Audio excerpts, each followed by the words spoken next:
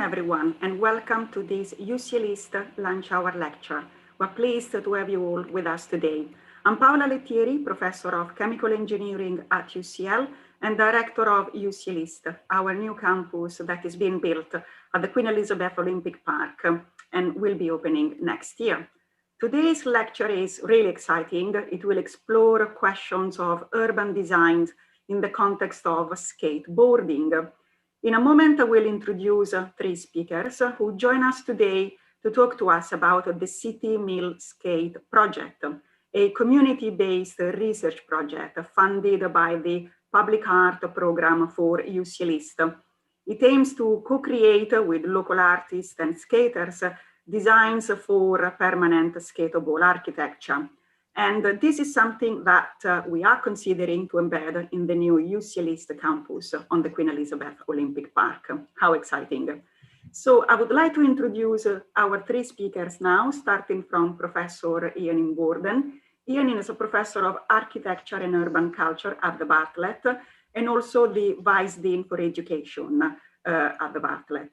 He has been a precursor of exploring skateboarding as an academic discipline, and is the author of Skateboarding and the City, a complete history published by Bloomsbury in 2019. And Iain has been involved in numerous skatepark projects in the UK and worldwide. We then have Esther Sayers. She's a senior lecturer in education at Goldsmiths, and she's heading the MA in Arts and Learning program. Her arts-based practice research includes cultural participation, which in this particular case is pursued through culture in the cultural context of the skate park. And then finally, we've got Sam Griffin, who is an artist, a writer, and a researcher, and a UCL alumnus. And Sam has also participated in numerous skate-related projects, including contributions to publications, lecture programs, and designs of skatable architecture. All three of them can skateboard, of course, and Esther will be showcasing a whole wall of skateboards, and Sam obviously is in the very place at the moment. So before I hand over to this fantastic trio to tell us more about this exciting program, let me remind you that you can post your questions on Slido, and the code for today is LHL2. We will answer your questions after the talk. So thank you, and Iain is over to you now. Thanks, Paola. Thanks for the very kind introduction. And thanks for the invitation to come and talk at UCL this lunchtime. We're delighted to do it. My role is very simple. I'm a bit of a warm-up act, really. I'm just going to explain something very, very briefly about the history of skateboarding and the kinds of dynamics that are occurring within it. And then I'm going to pass over to Sam and Esther, who are going to do most of the talking and explain and explore the City Mill Skate project. So let me just kick off by, let me share my screen.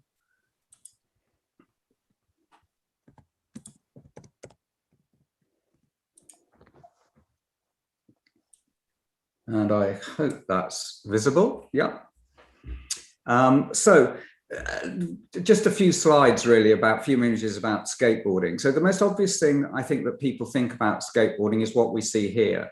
They see it as a transgressive act.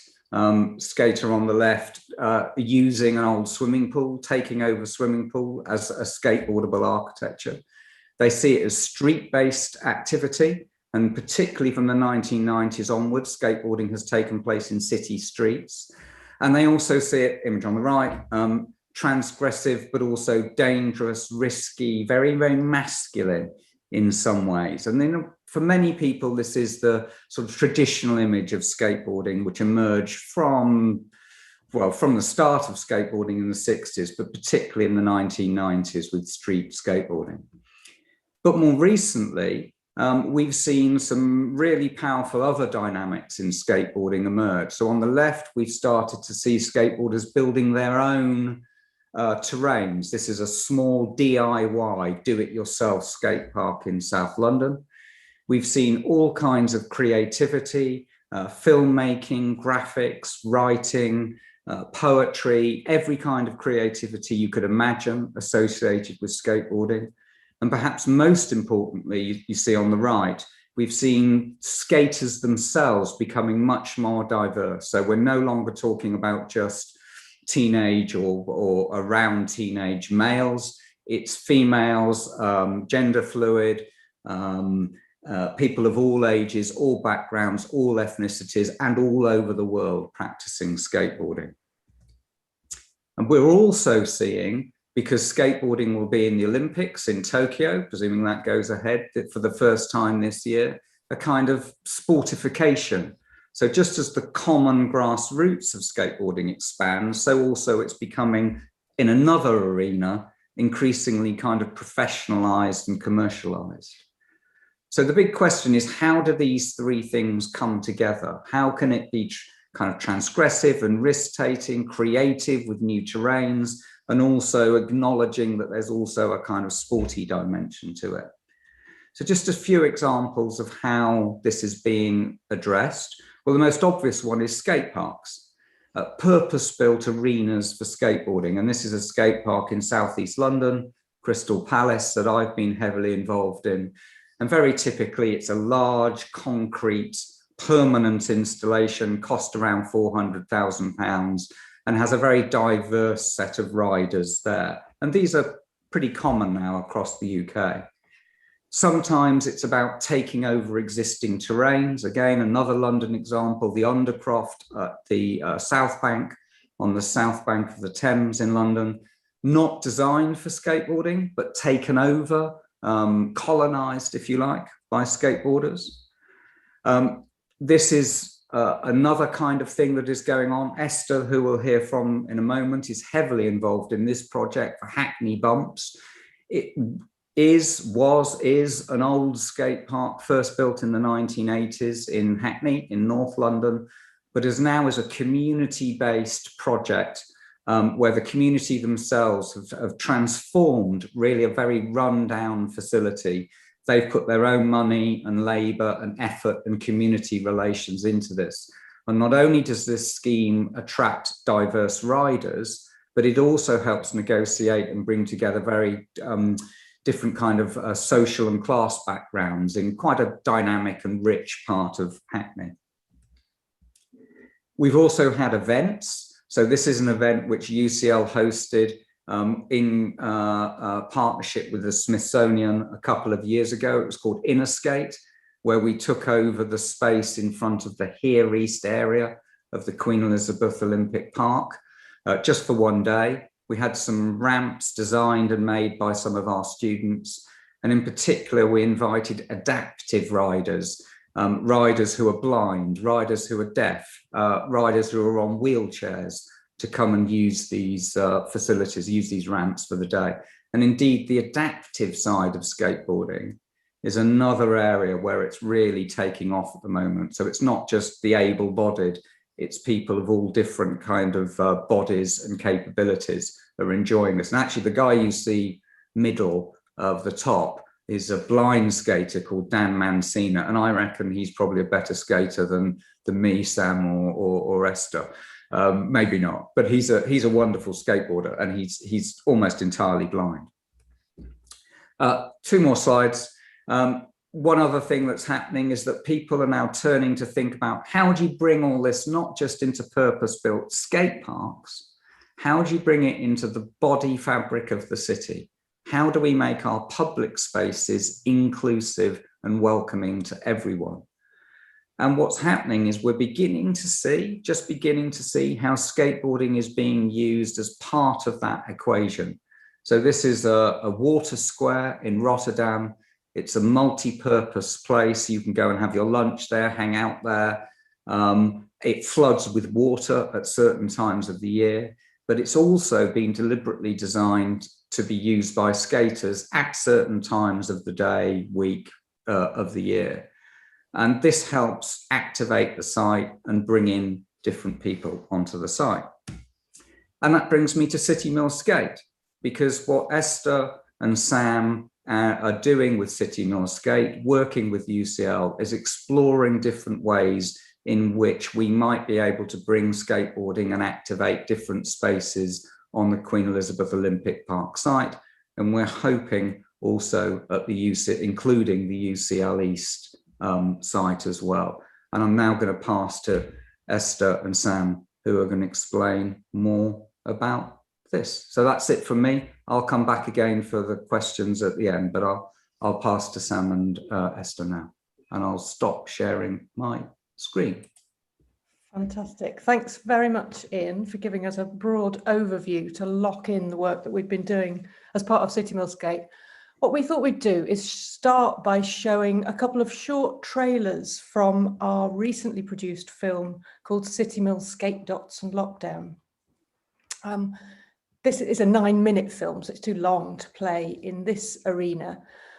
But the film tries to pay attention to coronavirus-related restrictions that happened from March 2020 and the massive effect that that had on social distancing, skate park closures and other measures that affected people. So in the film, we're talking to people in London's skateboard community and looking at how they impact on the City Mill Skate project and the work that we're trying to do there. So the trailers will hopefully give you a flavour of how we think that the skate dots that we're proposing build on the experience of skateboarding kind of on the street in the wild. And you're going to hear from some of our research participants talking about the process of design. You can see the full film at Grey Skate magazine online, but we'll also email you the links after the talk. I'm looking for stuff that I can skate because there's a lot of places that I can't skate. I was learning to do slappy grinds, the smiley slappy. There might be loads of ways to collaborate with other people, make amalgamations of all of our ideas and somewhere to have all of us have a little piece of ourselves in the skate dot, I think.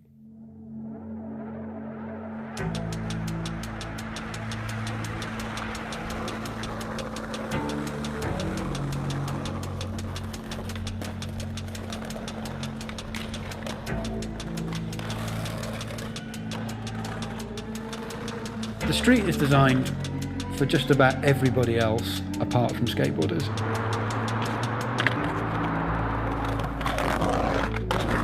One of the great things about street skateboarding is that when you go and take skateboarding to the street, something interesting happens because the skateboarding has to change because the street can't change. The idea of the skate dot was about trying to kind of recapture some of that spirit. With this, you're enabling people to actually publicly and widely use it. So whether that's the public just walking across it or like going past it, seeing skaters, but also being able to use it themselves. We want to make grounded recommendations about the use of the public realm. And that's because this project is about more than just design. It's about discourses around youth cultures, around health, around well-being. As a community, we should be really like helping people explore and be creative with the land around because it's a bit of ours as well, it's a bit of everyone, so everyone should be able to use it in their own way. Hopefully that mentality will just bring people a bit more together as well. As people who are from East London, who grew up in East London, who kind of saw the Olympics changing the shape of it, it's quite important for our voice to come through.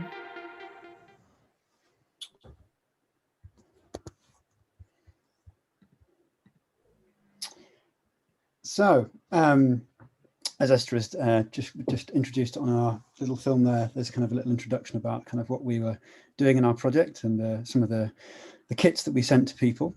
But the creation of our kits and us sending them out to people wasn't always part of our plan because neither was COVID and neither was lockdown. Our project had actually been in progress for well over a year before the lockdown restrictions came in last year.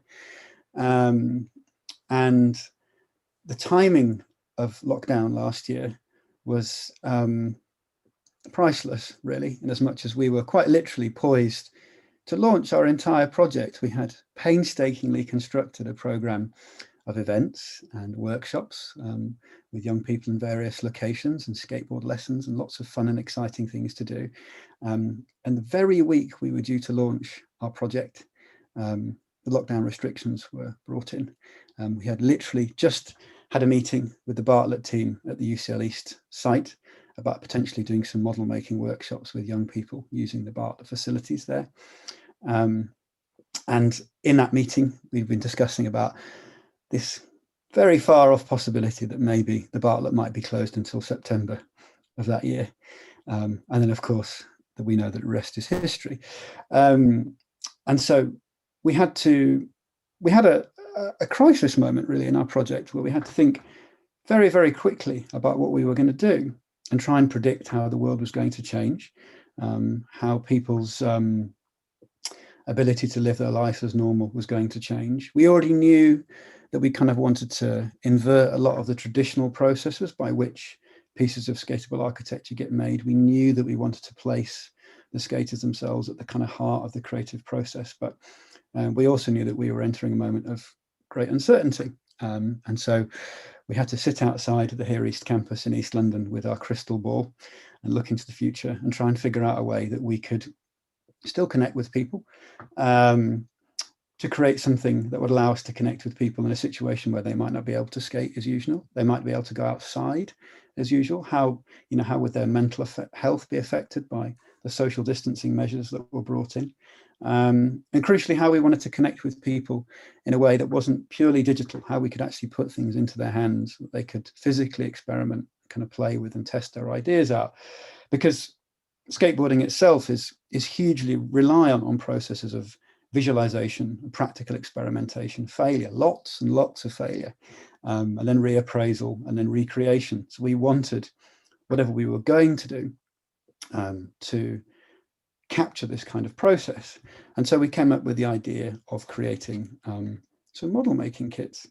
We have a little animation here which shows you everything that went into one of our kits.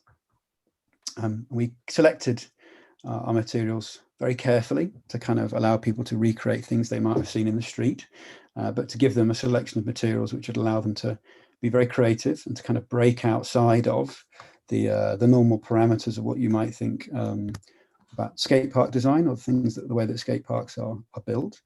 And with the idea of the kit, we wanted to be able to kind of recreate as closely as possible the spirit of the original collective group making workshops that we had as part of our original plan.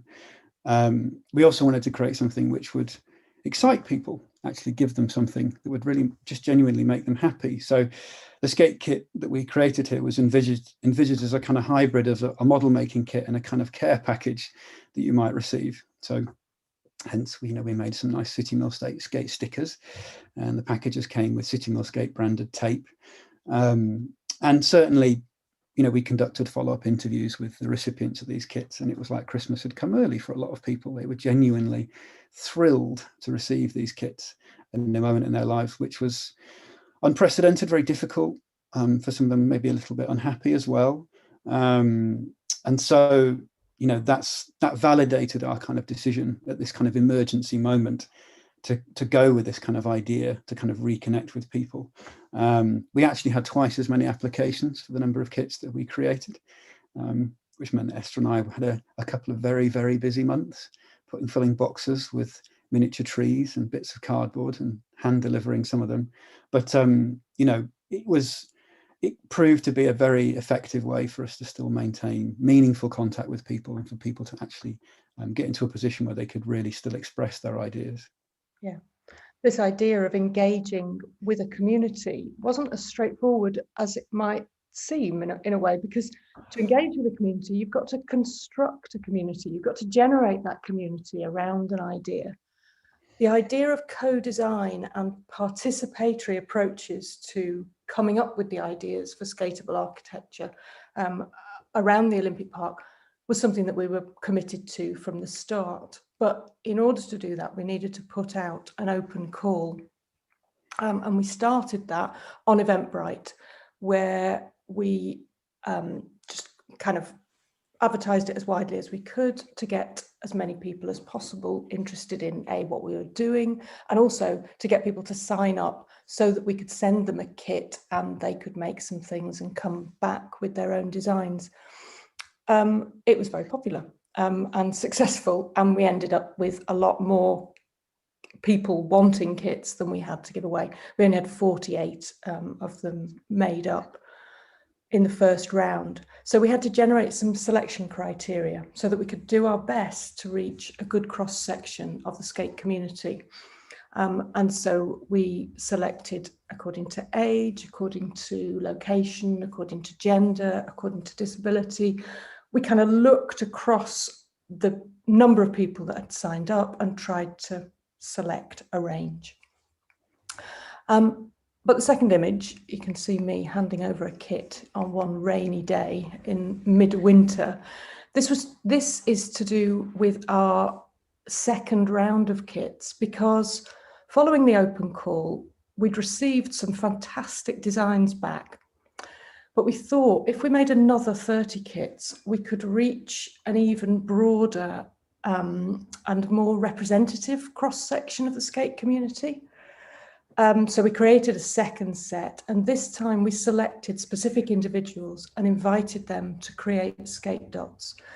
And below we have got some testimonial from some of those skate dot makers. Just before we play it, I just want to kind of frame that with the fact that the research that we're doing takes place around the making. And this is really important to us. We need to and want to hear from the skate dot makers about their experiences of making from the kits that we provided, but also of lockdown and what happened to their skateboarding in lockdown. So all the interviews and questionnaires that we put out to our research group are providing us with this kind of vital feedback. And this is a bit of it, just to give you a flavour. Wait, but I can do it like this and then add a ramp on each side. Yeah, that's great. You've got to think about the aesthetics, Delano, you know, like you're sculpting a piece of landscape architecture. You stress me out, man. It's bending a lot. Yeah. So you might want to think about how you're going to reinforce it. You're talking about putting like a ramp on one end or something like that. Hold on a minute.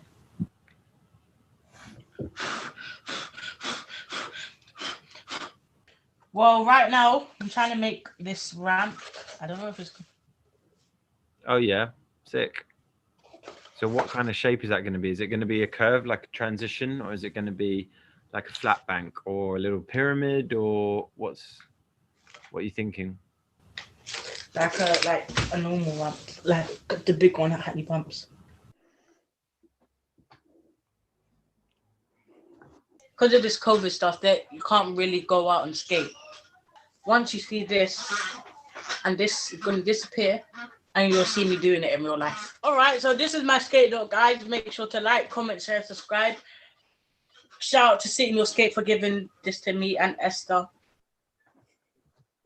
So my name's Craig. I would definitely consider myself a model maker. When I saw the skate dot, I was like, man, I know I could probably flex my muscles a little bit and like try something else. A lot of the projects I work on follow a similar kind of pattern. And the skate dot definitely interrupted that and made me have to think about, you know, things a different way.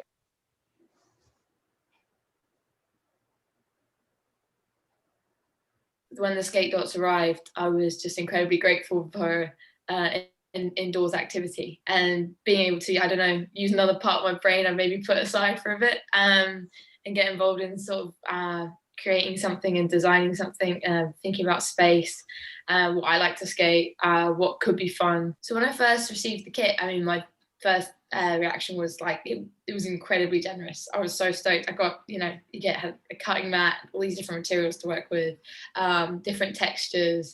I felt like it kind of really gave me the opportunity to I don't know, take so many different avenues to make something. This one's kind of like banks all around, but with like a I don't know, a weird sort of double lip bump thing at the top. Last but not least, just wanted to have a go at using the modeling clay. So I kind of went for building a little spine, but didn't want to make it just a spine, because I don't know, that's a bit too skatepark like. But also kind of again designed this in mind with the like non-skaters using it. So maybe they use it as a bench, something to lean on, something to rest on, I don't know.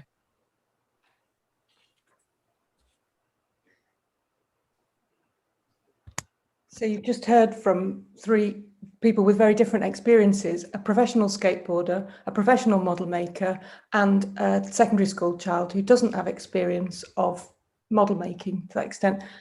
And this is what we're talking about when we're saying it's really important that we hear from people from lots of different kind of experiences. And to do that, we need to put in some support sometimes to make sure that we engage with the community that we're trying to. So we're very grateful to Nick from Hackney Bumps there, who did a video call with Delano to help him with his designs, because sometimes young people who don't have experience and sadly aren't having very much art teaching perhaps in the rest of their lives don't have the skills to do that. So we are trying to scaffold and support that experience so that we can get the design ideas from a bigger range as possible. Mm-hmm. And so in the kits that we sent out to people, the brief that we gave them was very open, but we did ask them to design a skate dot. Now, you're probably quite rightly asking yourself, what is a skate dot? And as we said in our poster here, in our very first project that we ever did in terms of putting something together, we made it quite clear that we don't know, in as much as Esther and I don't know. And that's kind of partly the point of the City More Skate project, is to allow a broad range of voices to feel included and to share their ideas with us in answering what this question is. We have a few ideas of what a skate dot isn't. So a skate dot is not a skate park. Skate parks often exclude certain features. They often exclude nature. They often exclude trees and plants and things like that.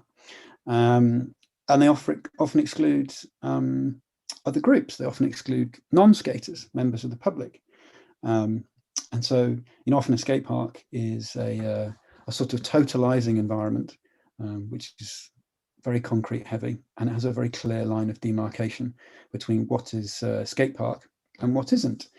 And in this poster that we created here that you can see, we created some initial ideas with a fantastically talented architect friend about what a skate dot could be like, but they were certainly by no means definitives. We were aware that, in creating things like skate parks, you create spaces which are designated to be skate park, and then outside of skate park is designated to be non-skate park, and there is a border between those two territories. We wanted to create something different, and so we created the concept of the skate dot to hang a series of ideas off and allow people to kind of respond to those ideas.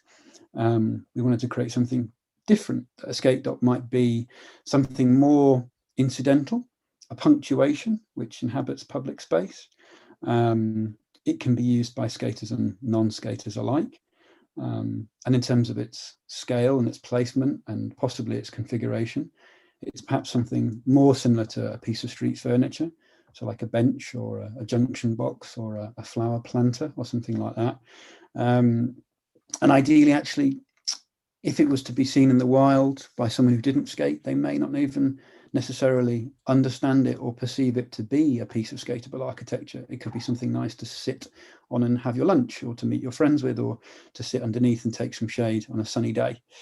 And so in the full-length version of the film that we showed the trailer for earlier, we talk about some of the thinking behind these skate dots is also intended to recreate the idea of what it's like to go out street skateboarding in the wild. So actually to travel across a city with your friends and navigate these interesting routes that you get in doing so, where you stop at things called skate spots, which are basically kind of small architectural features which are fun to skateboard on.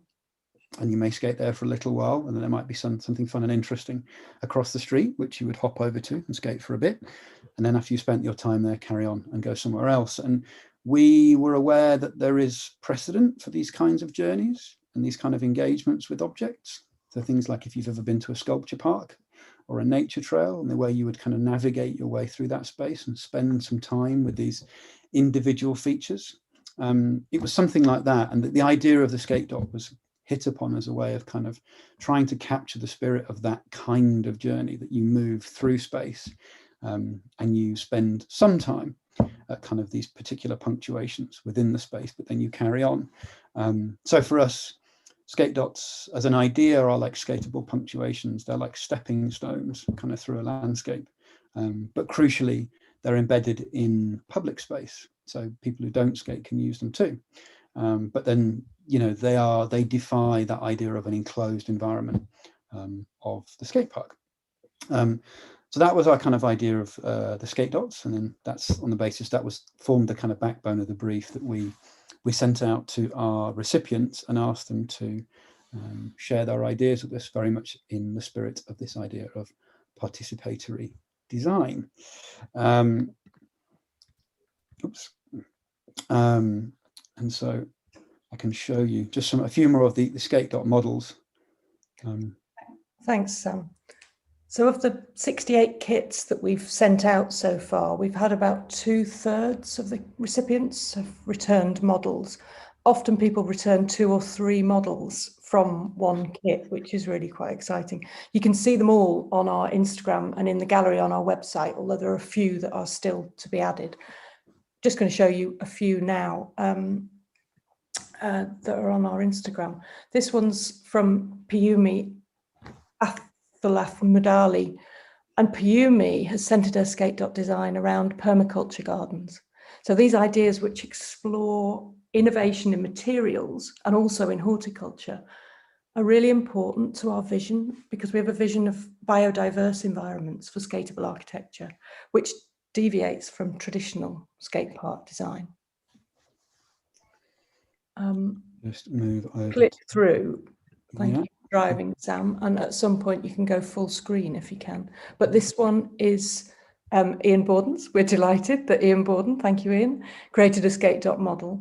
And that Iain explores design with adaptive skateboarding in mind. Iain's created a street-inspired spot with enhancements to make it better for visually impaired skaters.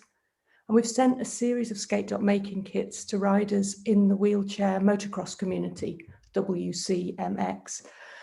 And we're excited to see what designs come up with, come back to us, because designing in ways that WCMX riders, that work for WCMX riders is really important to us. Things like, for example, being able to push back up to the top to ride something again, but being able to do that independently without necessarily needing a helper to be there. Things like that are important considerations for us, and we want to explore those in the dot making. If I can go back to... Go to Kelly Watson and Sarah Prinsloo's, who created a beginner-friendly skate dot to allow newer skaters to practice in peace and away from hordes of passers-by. This fantastic creation is going to appear at Somerset House in the upcoming skateboarding exhibition, so you can see it in real life there. One other one that I just wanted to draw attention to was made by Danny. Danny is, I think, 8 years old and represents the next generation of skateboarders. He got involved in skateboarding via community skate lessons at Hackney Bumps. And I think this is really interesting, this idea of how you create a community. So having gotten involved that way, he created designs based on bike storage on his street. He had a Zoom call with Daryl from Beton Park, who are our project design partners, and Daryl helped to finesse the ideas. So this idea of supporting people new to skateboarding and growing our community is really important to our work. But it's not the only voice that we want to hear. So the last example I just want to show you is from Tommy Harrison, who I think it's further up, who has drawn from skate history in the things that he made, the things that he has made. He's also used a lot of planting. So Tommy thought about iconic skate street architecture. These are the Victoria benches, which were a favourite piece of street architecture for skateboarders and which sadly no longer exist. So we love this idea of drawing from history, and particularly here, this giant soap-shaped block pays homage to the history of the local area around the Olympic Park by referencing the old Yardley soap factory that used to be at Hackney Wick. So do go along and look at more of them. The wealth of ideas is incredible, and in a minute we'll tell you about what we're going to do with those ideas and how we're going to generate them into real life. So. Just as a nerdy aside, I've bored everyone to tears with this story. If you go to Hackney Wick on the site of the old Yardley soap factory on a rainy day, there is so much soap in the topsoil that it still smells of lavender on a rainy day. But that's my nerdy local history aside out of the way. So public space and where will City Millscape hopefully exist? So our project is to explore spaces in and around the new UCL East campus on the Olympic Park. It's a place with a very new identity, a place whose image, its public image and its kind of geographical resonances are constantly evolving. Not for nothing right now do we have an entirely new campus being built at 2 locations on the UCL site, as well as lots of other institutions who are going to be establishing outposts there as well. So interestingly, this area has kind of, because its identity is changing, it's almost partly rendered the area invisible to some local residents. As Esther and I recently discovered, we partnered with a local organisation called Change Grow Live to offer skateboard lessons for children based in Newham. And we actually had quite a few attendees who barely even visited the Olympic Park or the Here East site where the lessons had taken place. And I found that quite interesting, because certainly in terms of skateboarding, this area doesn't have any kind of mythologies attached to it. And that's particularly interesting in a place like London, where cities often have very dense and very hyper-local mythologies that centre around architectural features or skate spots as they're known. And these skate spots and then the names that are attached to them become emblematic for whole canons of audio-visual and oral history that surround who's performed which tricks on which bit of the architectural feature and when it was done and who did it first. And often the names of these skate spots are also extremely perfunctory. They are designed to literally signpost geographically where this place is. So what might be known as the Hayward Gallery Undercroft to quite a lot of other people, to skaters, is South Bank, because it's on the South Bank. As Esther mentioned a minute ago when we showed Thomas Harrison's skate dots, the Victoria benches were in Victoria, and lo and behold, they were a set of benches. But the naming conventions are also very perfunctory, in the same way that skateboard tricks are as well. And they often describe exactly kind of what's happening in very kind of basic terms.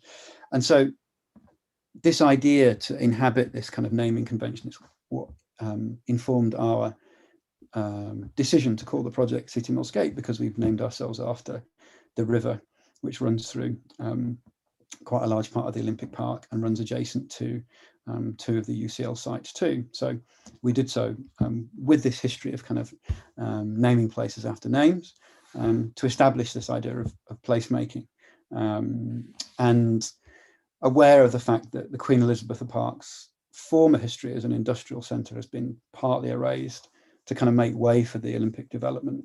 And so we had a fairly blank slate, and so needed to kind of think of a name which would establish our actual geographic site as part of a process of placemaking and building on an association of skateboarding as an activity taking place in a territory whose identity hasn't fully coalesced yet. Outside of the immediate vicinity of UCL and the Olympic Park, we're also keenly aware of the need to kind of posit our project in the context of other community-led initiatives that are taking place and that are seeking to create skatable architecture around East London. As Esther mentioned, and as Esther is sporting a lovely t-shirt today, we have the Hackney Bumps project, which is taking place just on the other side of the River Lee in Homerton. There's also a project to create a DIY skate park.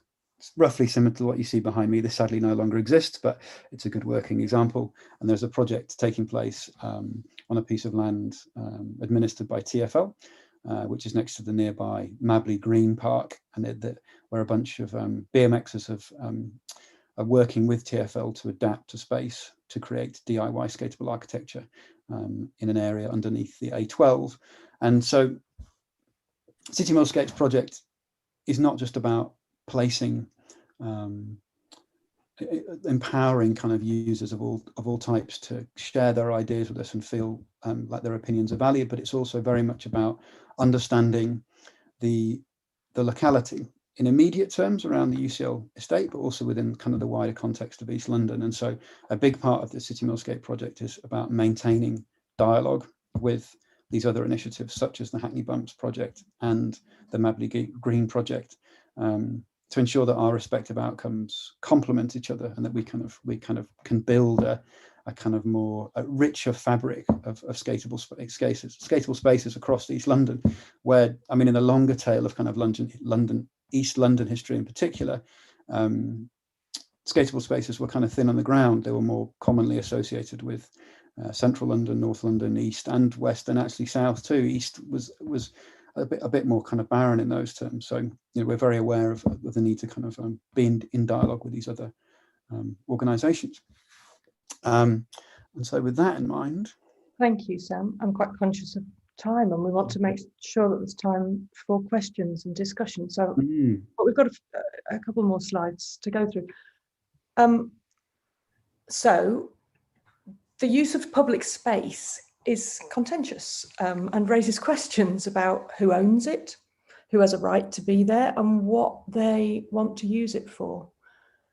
Now, women have often cited quite a different relationship with public space than men in terms of issues of ownership, legitimacy, access, and crucially, safety.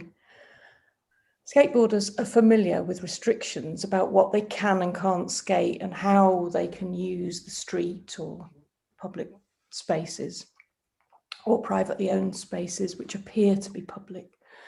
And skateboarding has in the past been seen as an antisocial activity, treated as criminal in some parts of the world.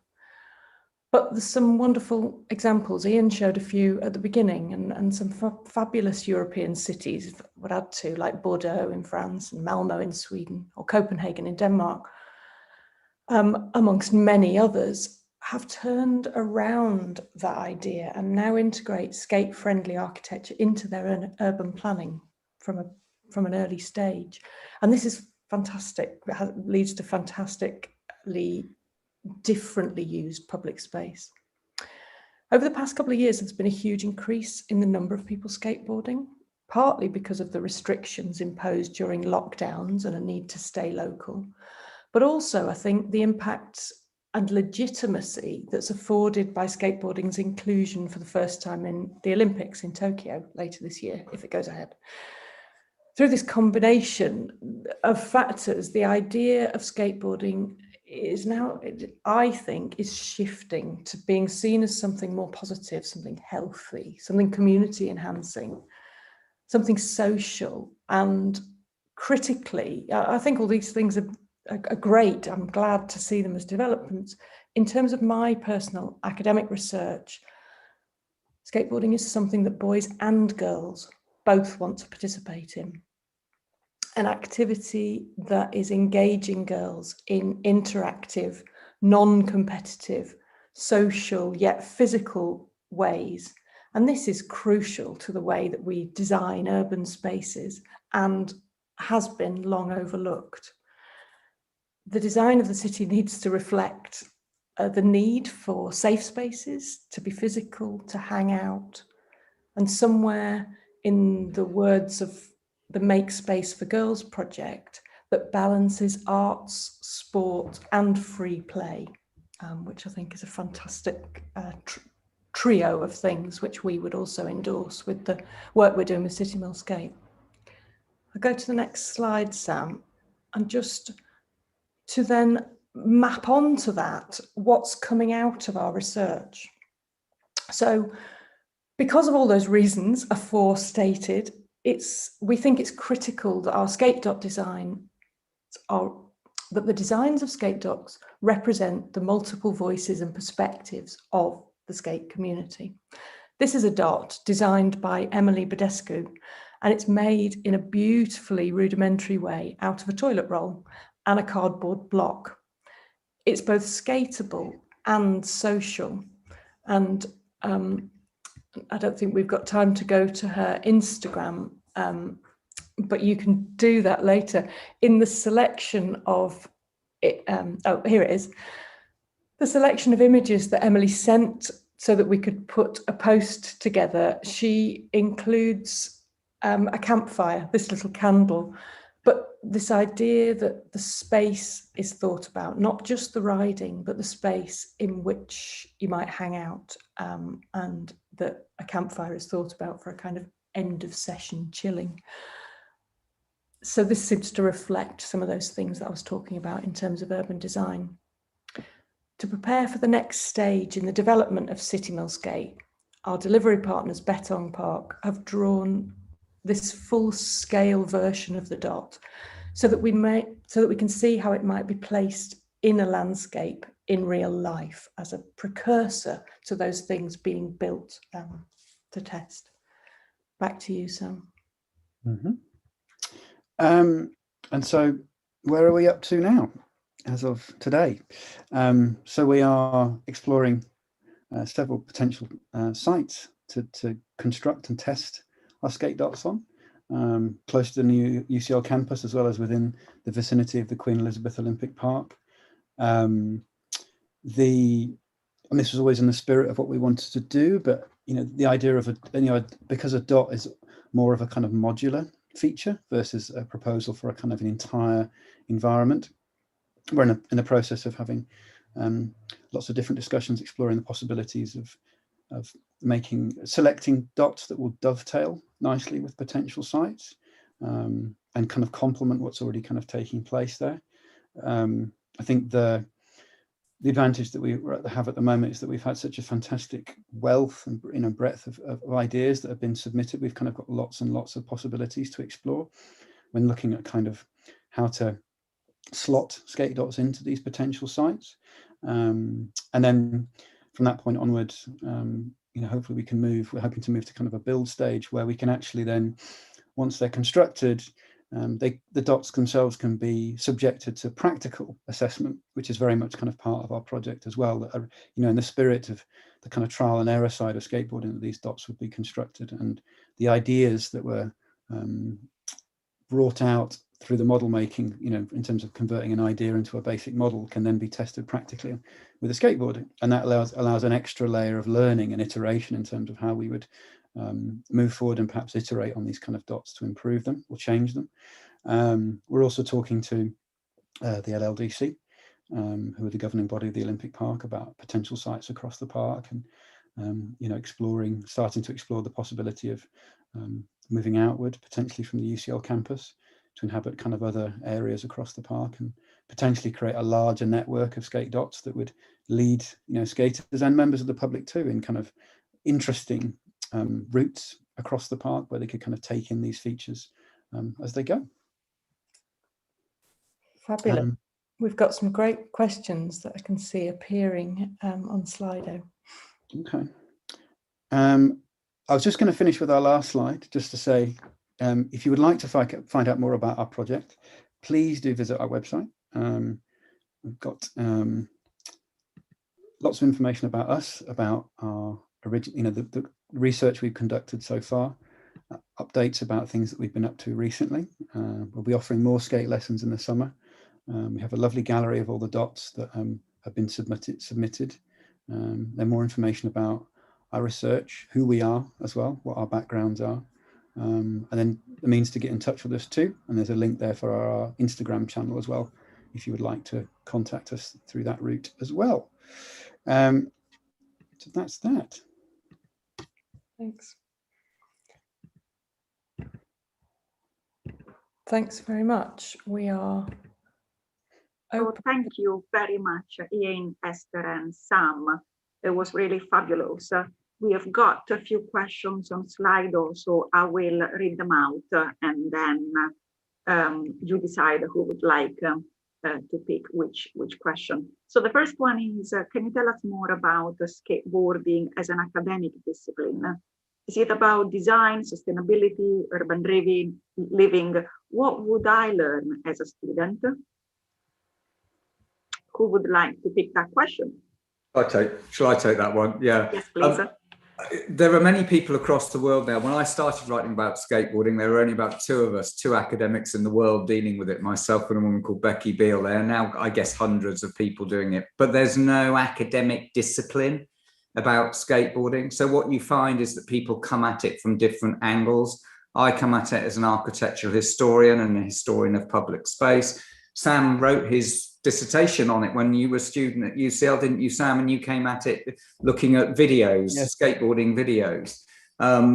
Esther is engaged very much on the sociology and the kind of users of skateboarding, and often some people are very interested in the gender profile. What I would say is whatever subject you do at university, you can connect to skateboarding with it. And I've seen everything from mathematics and physics to technology of materials, to art, to photography, to design, and so on. Skateboarding is a very rich endeavor, so you can connect with it in lots of different ways. That's a wonderful answer. Thank you, Iain. So the second question is about electric skateboarding and the impact that technology has on the community, culture, and making space of these skaters.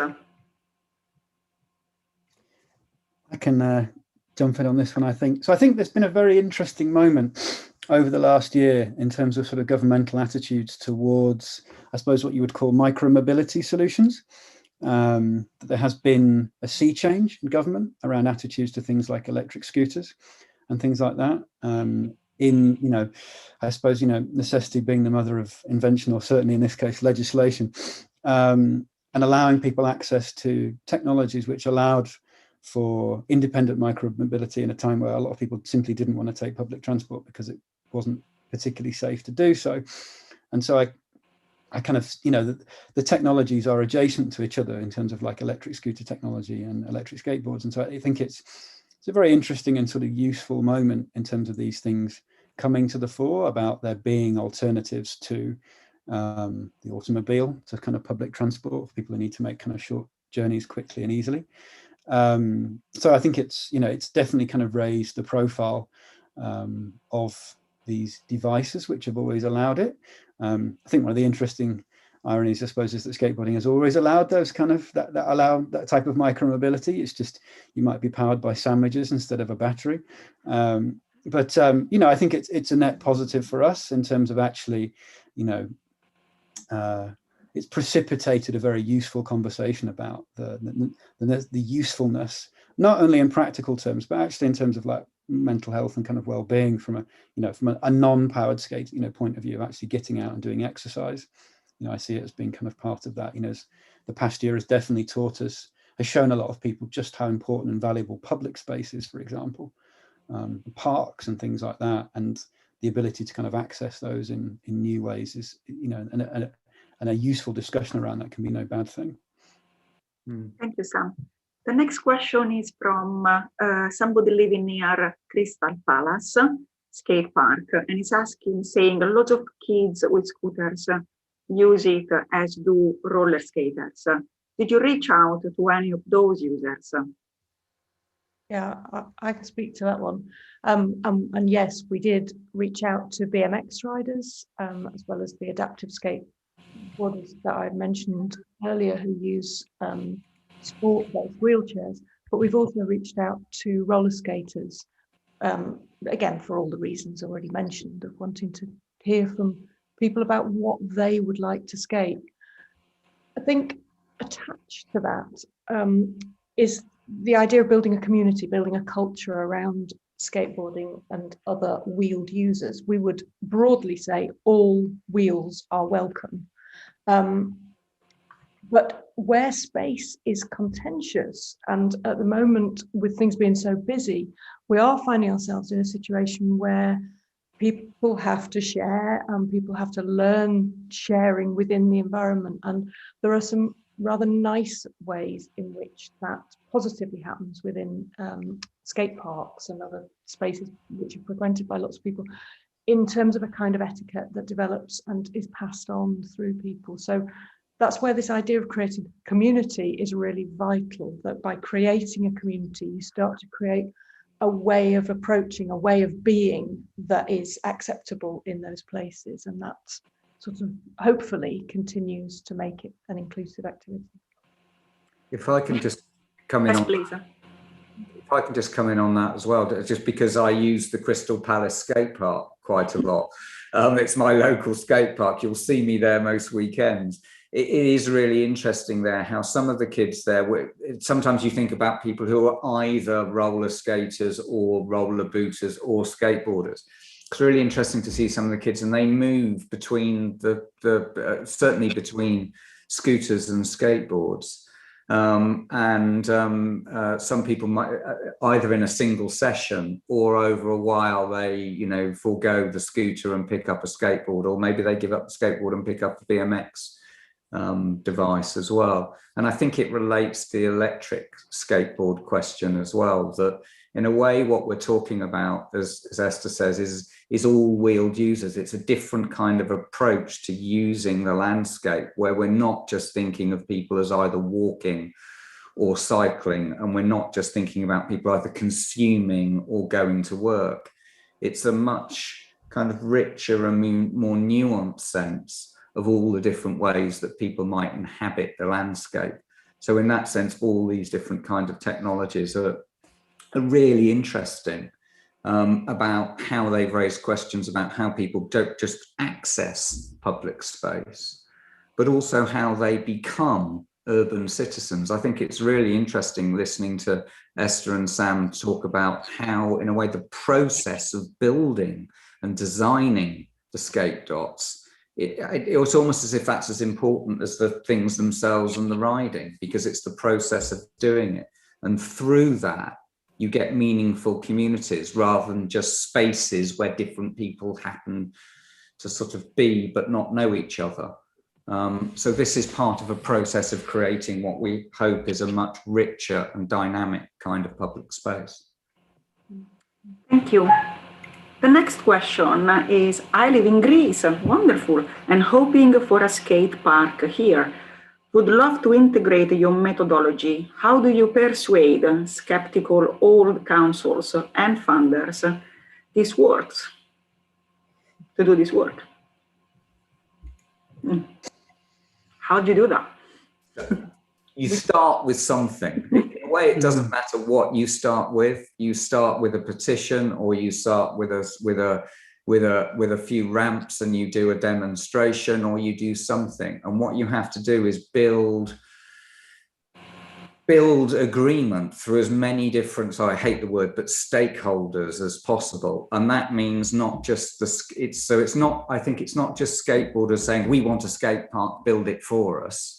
It's about showing that as many different groups as possible buy into this. And this means both the non-riders as well as the riders. When we built Crystal Palace Skate Park, a lot of the support came from people who were not skateboarders, but who wanted to see something that was positive for riders. I was about to say youth, but riders of all ages across the borough. So I think that the thing to do is just start with something small and then build from there. Esther mentioned Malmö in Sweden, southern Sweden, which is in a way the world capital of skateboarding these days. But they've spent 10, 15, 20 years gradually building up relationships with the local council and other authorities. But they started off just by building, a little skate dock, having a small skate park and so on. So just do something and work from there. And I think just extremely quickly to build on Ian's point, because we've been asked in the past, people have said to us, oh, we love your methodology, we think it's fantastic, we want to use it as a model for best practice. And Esther and I say, no, there's no definitive way to do this. If there is a rule about the best way to do it, is to actually understand your local context and make sure that your project is completely cognizant of those considerations, and you tailor your approach to fit those.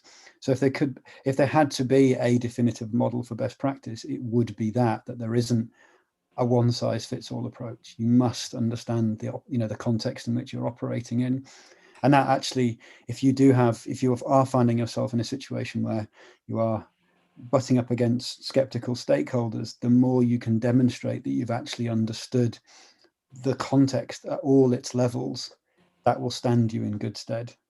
And you do that by listening and entering into meaningful dialogue with the people who are going to use that space, rather than thinking you know what's best for other people.